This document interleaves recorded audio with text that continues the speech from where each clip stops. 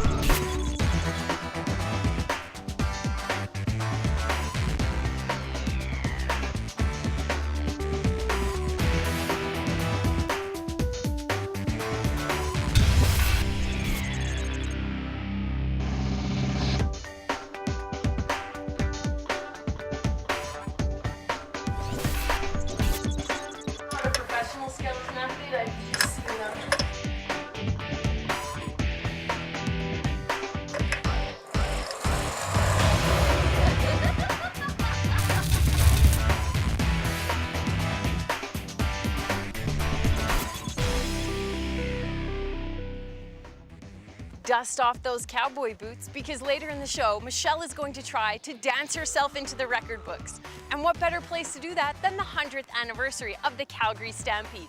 But first, it's man versus beast in an 8-second battle of will as Johnny Quinn learns what this rodeo business is all about on the back of a 2,000-pound animal. It's about to get crazy, Canada, and that ain't no bull. My name's John Quinn, and I've been out west for about 12 years now. Bull riding appealed to me because I think it's a really dumb thing to do. I guess it's kind of intriguing to see if you could stay on the back of the bull. Coming to Calgary, it was just something I felt I had to do because, you know, it's what goes on in Calgary. Let's go! Johnny Quinn, thank you for joining us in Carstairs, Alberta. How are you doing today?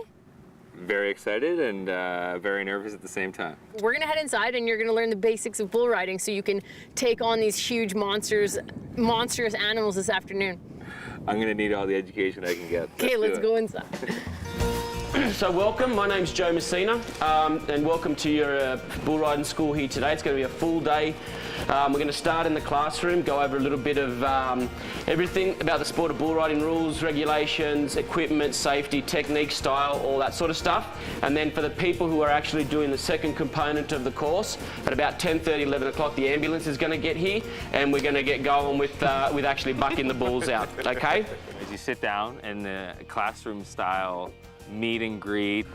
My name is John Quinn. I'm from Toronto originally, but live in Golden, BC. Johnny Quinn. I tell you what, when he showed up this morning with them board shorts and them thongs on, I thought, is this bloke for real? Working in Calgary these days, and I figure if you're in Calgary, it's step up, right? You gotta try it out. I think about what I'm gonna say before I get up, and then all of a sudden I stand up, and like I instantly start sweating. Pretty excited to be here, can't wait. So you're gonna make it happen with those thongs on? Why not? Reckon we can strap a set of spurs to them feet? I figure, yeah. Right on. There's a lot more to it than just sort of sitting on the back of a bull, closing your legs, and opening the gate. Has anybody ever seen anybody get hung up at a bull ride? Does anybody know why? You're off the wrong side. Correct. Correct. When he was explaining how you wrap your hand in and how whatever hand you have wrapped in, you have to dismount on that side of the bull. We're going to put our hands in nice and flat, and what we want to do is we want to have our pinky in the middle of the bull's spine. So I'm a right-handed rider. As Neil said, I need to come off the right-hand side of my bull. Well, I instantly thought that was going to be a problem because if you're going, like you're not really thinking, oh no, I'm on the wrong side. If the fence comes up, I don't want to watch it. Why? Because I'm going to eat the fence. You don't want to look at the dirt because where you look is where you're going to land, okay? Whatever I tell you guys will go in one ear and out the other when you're sitting on that bull, but you really do need to learn the fundamentals before we take you to the next part of the course. Can anyone pick up a mistake? What's that? His arm should be flat. No. So he's set for failure straight out of the buck and shoot. This is the dangers, this is the safe way to do it, this is the technical aspects that you want to keep in mind. Those are the type of things you're going to keep in mind to get you through this incredibly dangerous experience. That was overwhelming. I guess the different things that could go wrong started going over in my head. And at that point it was like, wow, we're really going to do this. If you're going to do the sport of bull riding, you've got to know the consequences, and the consequences are potentially death.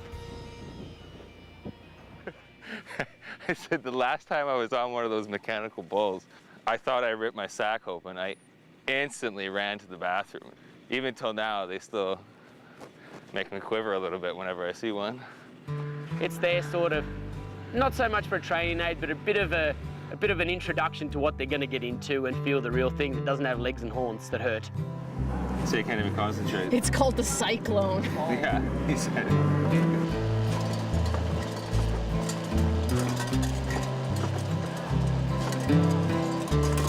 I don't know if I want my right hand controlling or I want my right hand gripping me in and my left hand controlling. So when I went on the mechanical bull, I tried both. I have a wrist injury from a while ago. So when I got on the mechanical, it was bugging my wrist. So it was an easy decision for me. It was a left hand and I was gonna keep control with my right. And so that worked out quite nicely, as you can see. I'm gonna go with the left. It's painful. Yeah, if that is just the mechanical version, good luck, buddy. That's all I have to say. No problem. No problem. The one thing I want to stress mostly, guys, is does anyone know why a bull bucks? Has anyone ever heard they tie the balls bulls and that's why they buck? Has anyone heard that? Yeah. Okay. So John, if I grabbed your balls, would you be bucking? Or would you be going, oh? Probably a bit of both. Because I certainly wouldn't be going, oh yeah, you got my balls, that's great. No, we don't tie the bull's testicles up. And if you guys are ever in a rodeo, sitting watching the Calgary Stampede, and someone sits there and goes, oh, you know why they buck? Because they tie their testicles. No, they don't. Getting here, I just didn't really know kind of what to expect. I guess you see it on TV and all that type of thing, and I realized that it was going to be well, kind of a life-changing experience, I guess. Each of them has sort of got their own little personality, but don't be fooled. The one thing I'll ask you to do, as soon as you get off that bull, you friggin' run like you've never run before. Okay, and get to the fence. If you could bottle up that adrenaline and sell it, you'd make an absolute fortune. But I sort of couldn't bottle up adrenaline.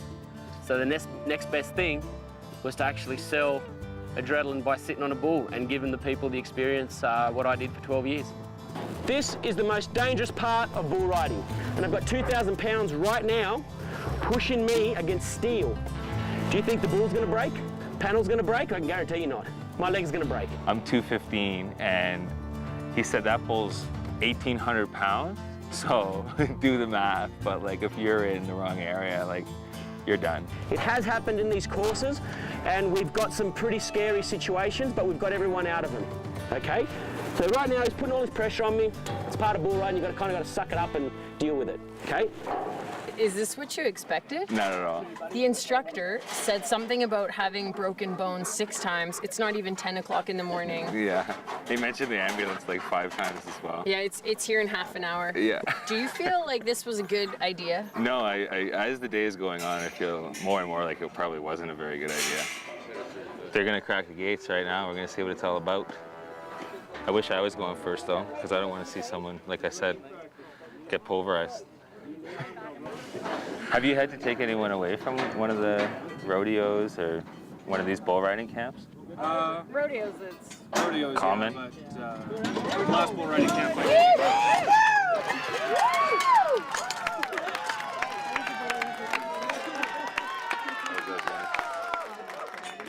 Oh, God. Try on! Keep going. Hold on, Levi.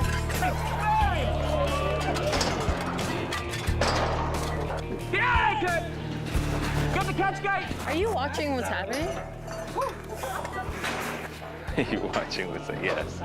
Yes, I'm watching what's happening. I'm nervous about, like, it seems pretty simple. You're right-handed, you get off on the right side, but like when that's going on and all you're doing is looking at that hump, and yeah, they can't imagine when they open it, and I don't know, when it's time to bail, like, I don't know, I think you bail where you bail, and I just hope it's on the right side. What the hell?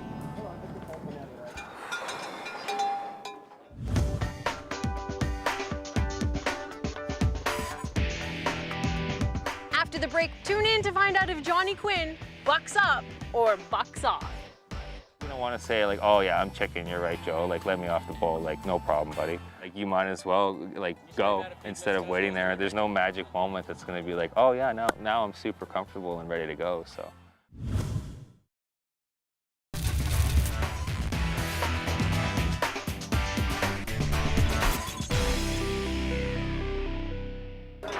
Left. Daisy, dude. You're riding left, right? Left-handed? You're nuts. You're nuts too. You're all suited up and ready to go. All right. So nothing changes?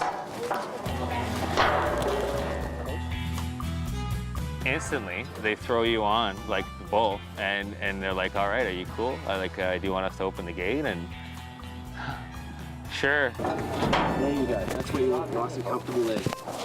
That's not that comfortable. Yeah, but it will once we tighten it up. Okay, pull that. Pull that somewhere. Do you want to chicken out yet? No. You're gonna want to say like, oh yeah, I'm chicken, you're right, Joe. Like, let me off the bowl. Like, no problem, buddy. Like, you might as well like go instead of waiting there. There's no magic moment that's gonna be like, oh yeah, now I'm super comfortable and ready to go. So. Johnny might have been a little nervous on the first one. I think sort of it's a little intimidating when you sort of get in that buck and shoot and take your rap, and we got 3 or 4 instructors screaming at you, telling you what to do. Finally, his head was in the right place, and my head was in the right place, and we agreed it was time to go. You good? All right. You good to go? Yeah. Hang on. Okay, you ready there? You ready there? Let's go!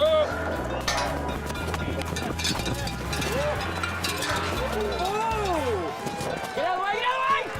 Well, I was alive, and I got winded.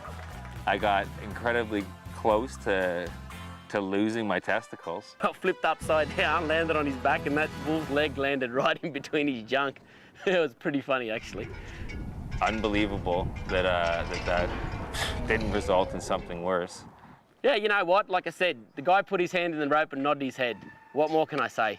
That's a man right there. Telling Samantha that we were 2 inches away from not having kids. Well, I talked to my lovely lady Sam while she's in the airport in Toronto about to fly to Paris. They put me on a mechanical bull for 2 rides, then you go in the gate, and then they say, are you comfortable? Tell us when, and bam, they open the gate. It's not even lunchtime and I've ridden the real bull. Right now I'm shaking. Yeah, I'm still shaking. Yeah, the phone's shaking in my hand. When I told her I wanted to do it a second time, she wasn't impressed. Yeah, well, we'll see. I'm not going to make any promises, but I just want to ride it longer than 2 seconds, really. In the sport of bull riding, they say it's not if you get hurt, it's when and how bad. Well, I might have a little hidden talent that we don't know about, so. Daddy's going to make some cash as a bull rider one day.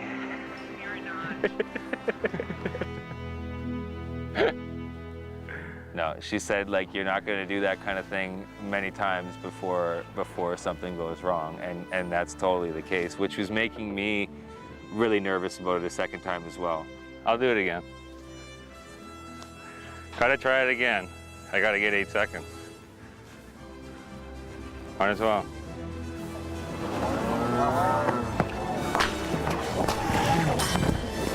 What do you think you can improve on? Because you're about to go for a second run on the bull. I can improve on everything, and probably open my eyes this time would be. You just held your breath and shut your eyes? I don't even remember. I think the biggest key is being able to pick the right bulls for the people to get on.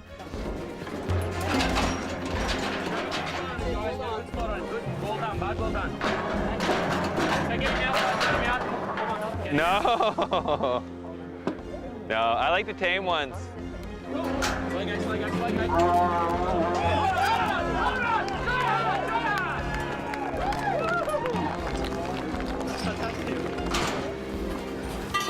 Bear down, John, this bull bucks.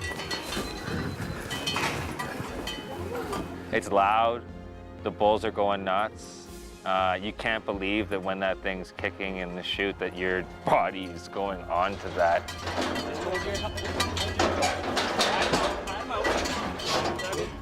You put your life on the line every time you get on the back of the bull. It is a big worry. Get out, get out, get out. Look down. Do you have another one? Yeah. Put two on? Yeah. Let's cover the top out this time. All right, Johnny boy, just hang tight for us. Get out of there, guys. Get up, heads up, heads up, heads up. Nice job, Rod. Izzy hates bulls. Woo! Moving fast. Where are you, Johnny? Get on, big boy. Where are you, Betty Boo? Oh. This is the first time I don't even really remember what's going on. He's trying to tell you all these techniques and all the safety stuff was out the window and I just couldn't believe I was on the back of a bull. And then the second time, I found like I was actually recalling techniques and stuff like that and like remembering the different advice that he was giving. How you feeling up there? Feeling pretty good. Pretty good? Right on, bud. You can do it. You can do it. Open your eyes this time. It's weird. It's not really a kind of thing that if you're into adventure activities, that's one thing, but it's different. All right, Johnny, you bear down now, buddy. Another one. Pull up, pull up. Squeeze them legs in, okay? Slide forward. You want to Right on up over your rope. sit up right up over that handle. Get off your pocket. One of the guys joked it was like wrapping your legs around a refrigerator. I want you to try really hard, okay? Okay. Watch this spot. Don't take your eyes off that and keep them open. Okay, chin down, chest out. Tell me when you're ready. He was calm in the chute, so that was awesome. It made me nervous at the same time though, because it seemed like he was saving his energy up for something. It was cool. It was like the calm before the storm. Yeah!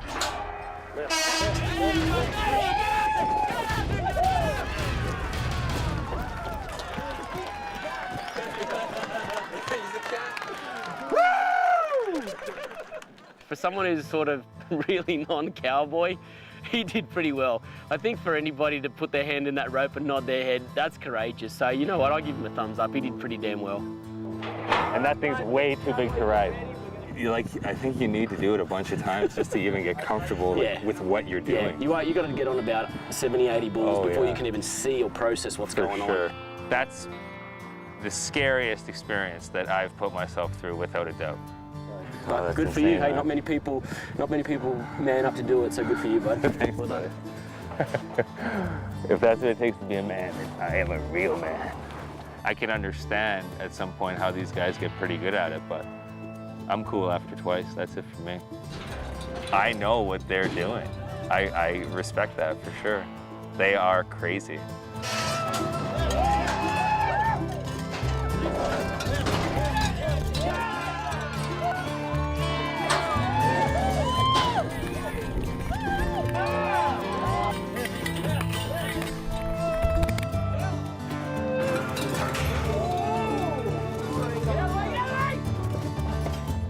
What are you gonna do now? What's next?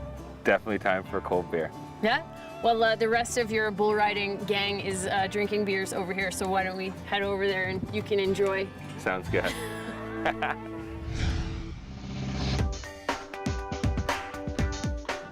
Breaking into dance seems like a great way to celebrate a 100th birthday. And we're not the only ones to think so.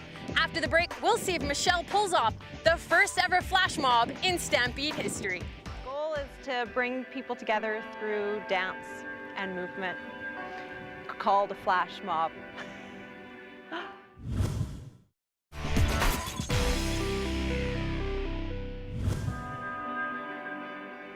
Michelle Neufeld, Calgary, Alberta, and the goal is to bring people together through dance and movement, called a flash mob. Dancing for me just removes the ability to think. You're gonna go 1, 2, 3. And I can just let loose, and it's sort of soul finding. I equate it to church for me. And I think that people can all connect to that on some level, whether they're a good dancer or a bad dancer. We have a great group of dancers and friends and community, and we wanted to find an opportunity to bring everybody together, and we thought, what better place to do that than the Calgary Stampede?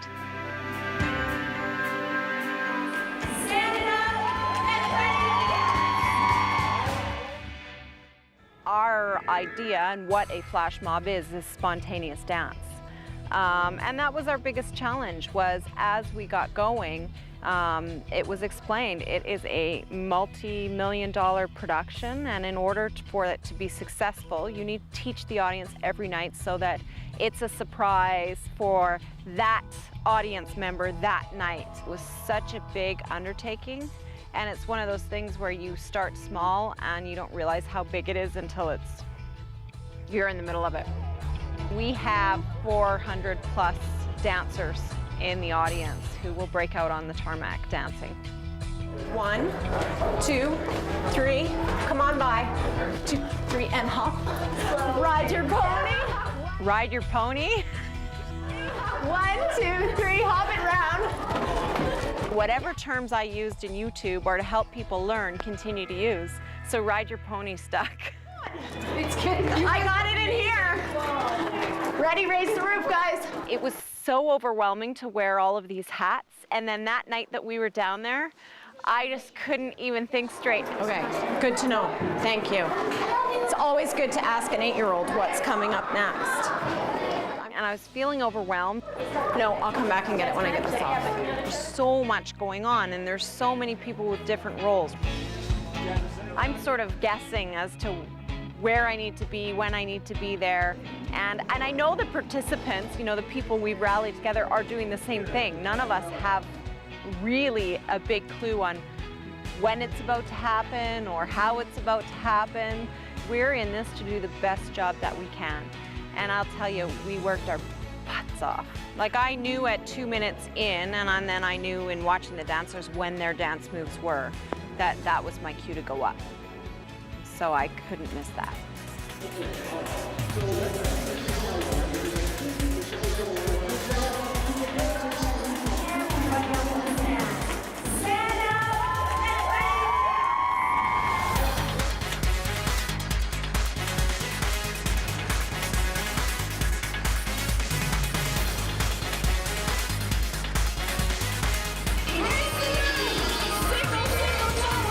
It's amazing to see a sea of arms all going in the same direction. It was great to see an old guy drinking his beer with his one hand up. And this was the cross between audience and performer. Because people that go to a show like that want to be involved. The crowd was just on fire. There was so much going on. There was the dancers, there was me, who's trying to teach the audience, but then there's the acrobats that are overhead on top of me, and then there's other acrobats that are over to the sides. I need to make sure I'm as far right or left so that I'm not going to get trampled. We had, I would say, 80% up trying to do the choreography.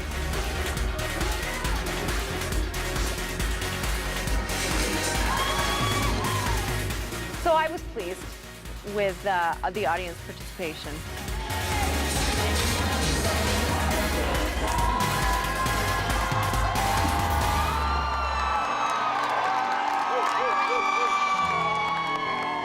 You realize when you do something this big, how wonderful people are. And I have some great friends. I'm grateful for this experience because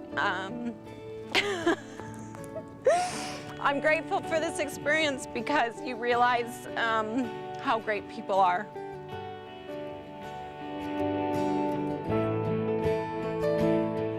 It was the first rehearsed flash mob that lasted 10 days that we were able to successfully carry out, and we made it happen.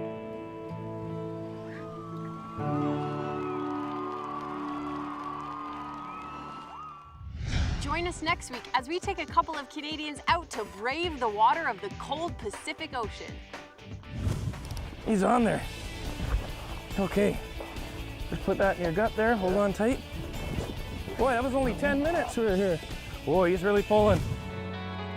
Big, sweeping, expansive beach, surfers everywhere, waves rolling in. Pretty much thought I died and gone to heaven.